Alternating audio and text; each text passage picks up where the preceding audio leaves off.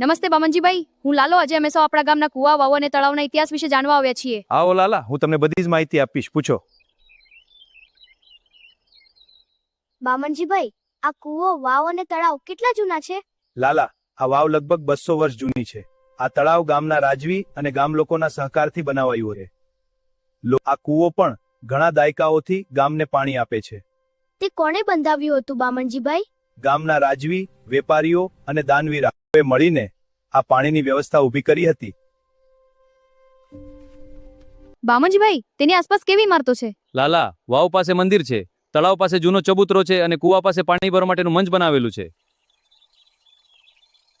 બામનજીભાઈ, શું તેનું પાણી ચોખ્ખું છે? તેને નિયમિત સાફ કરવામાં આવે છે? હા લાલા, ગામના લોકો મળીને તેની સફાઈ કરે છે. પાણી સ્વચ્છ રહે એ સૌની જવાબદારી છે. આ પાણી કોણ વાપરે છે બામનજીભાઈ? લાલા, માણસો, પશુ પંખીઓ અને ખેતી માટે સૌ તેનો ઉપયોગ કરે છે.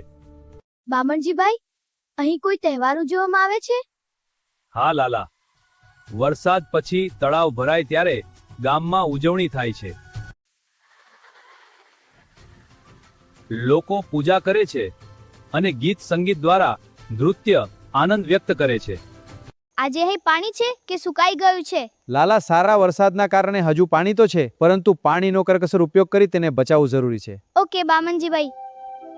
બામનજીભાઈ, અહીં પશુઓ માટે નવાડા ક્યાં છે? ગામના ગૌચક્ર પાસે, ગૌશાળા પાસે ને ગામના ચોક પાસે હવાડા બનાવેલા છે.